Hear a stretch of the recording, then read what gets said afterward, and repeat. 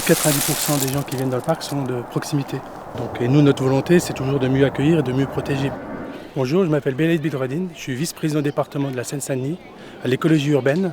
L'écologie au sein d'une ville, c'est là où on a peut-être bafoué le plus la nature ces dernières années. Réintroduire de la végétalisation dans ces endroits, c'est un pari énorme et je pense que si on arrive en Seine-Saint-Denis à faire des sites Natura 2000 en zone urbaine dense, le seul site d'Europe, on peut aussi peut-être entraîner d'autres villes dans les mêmes voies. Le parc du Sausset que vous avez autour de nous donc, est accolé à deux villes, Villepinte et Aulnay-sous-Bois. Donc voilà, avec des populations qui ne partent pas souvent en vacances, qui sont un peu cloisonnées dans leur demeure ou dans leur quartier.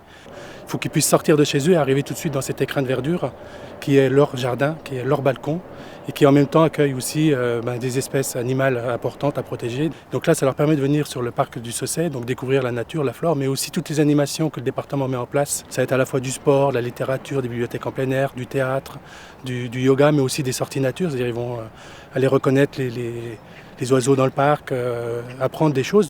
Ici, donc, on est sur le parc du Sausset. C'est un site qui est particulier parce que c'est le seul au sein de l'Europe qui est compris en contexte urbain dense. Il est surtout très connu pour la reproduction du blond josselin.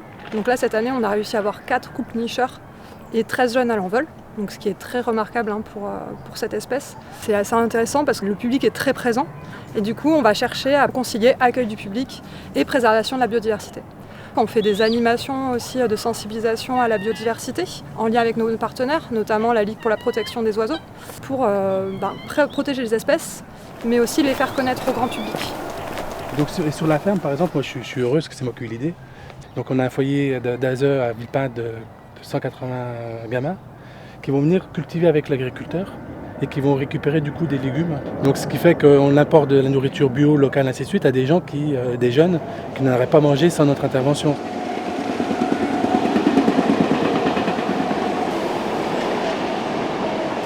Effectivement, en sortant de la gare, on sera face à la prairie avec les vaches. Ouais. Une des meilleures façons de l'entretenir, c'est de l'entretenir par du pâturage. Voilà. Et donc on a ici des animaux rustiques, issus de races qui font l'objet de programmes de maintien, de réintroduction. On travaille avec Natura 2000 et les plans de gestion là, à faire des zones vraiment bien réfléchies en fonction des usages et de la préservation de la biodiversité. Pour orienter un maximum les manifestations ou l'affluence du public, en pensant vraiment de manière assez fine où on met les équipements justement pour essayer de guider les secteurs de fréquentation ou préserver à l'inverse les secteurs les plus riches en biodiversité.